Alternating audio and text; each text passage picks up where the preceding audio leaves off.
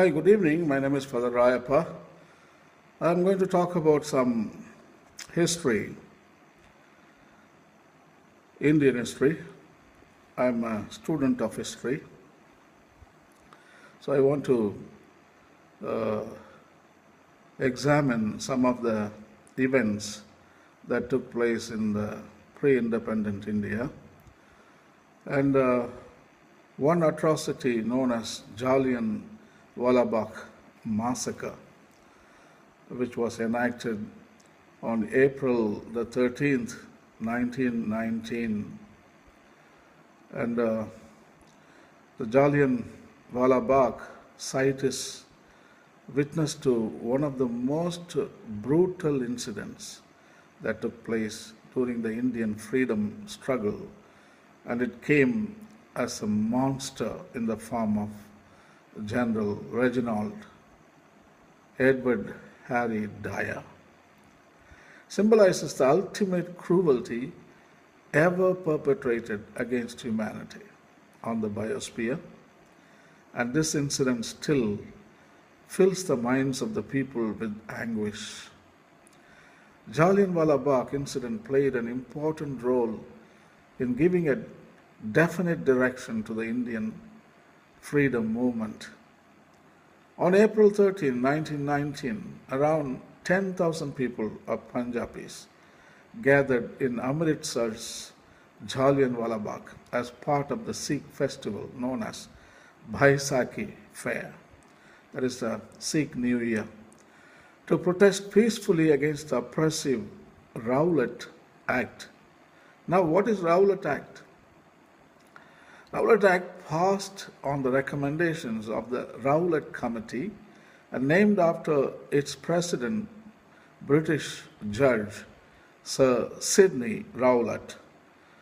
This act effectively authorized the government to imprison any person suspected of terrorism living in the British Raj for up to 2 years without a trial, and gave the imperial authorities power to deal with all revolutionary activities.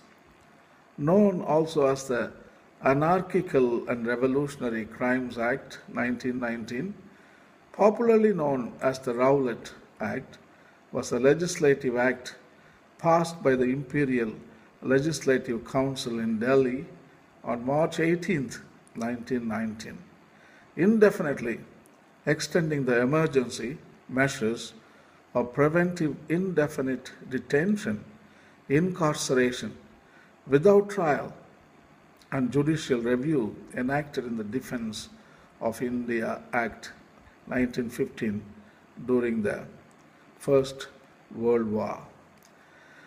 And what is Baisakhi festival? It is also known as Baisakhi festival or Baisakhi festival. It is celebrated as the Sikh New Year and the founding of the Khalsa Panth.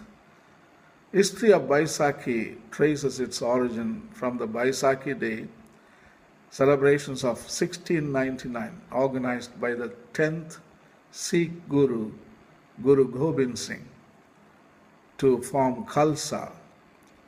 Khalsa means brotherhood of saint soldiers to fight against tyranny and oppression. The story of Baisakhi festival began with the martyrdom of Guru Tegh Bahadur, the 9th Sikh Guru, who was publicly beheaded by the Aurangzeb, the Mughal ruler. But in Jallianwala Bagh, the situation is different. These people, those who gathered in Jallianwala Bagh for Baisakhi fair, were unaware of the following danger which was surrounding them from all the sides in the form of General Dyer and his army. His full name is Reginald Edward Harry Dyer. The brutal general ordered his army of 50 soldiers to open fire at the crowd.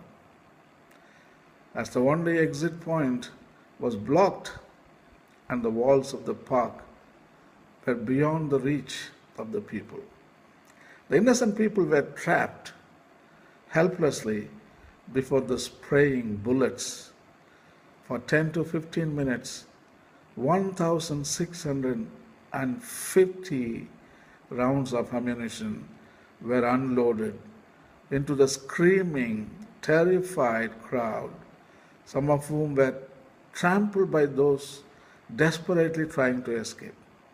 400 people were killed on the spot, which included some children.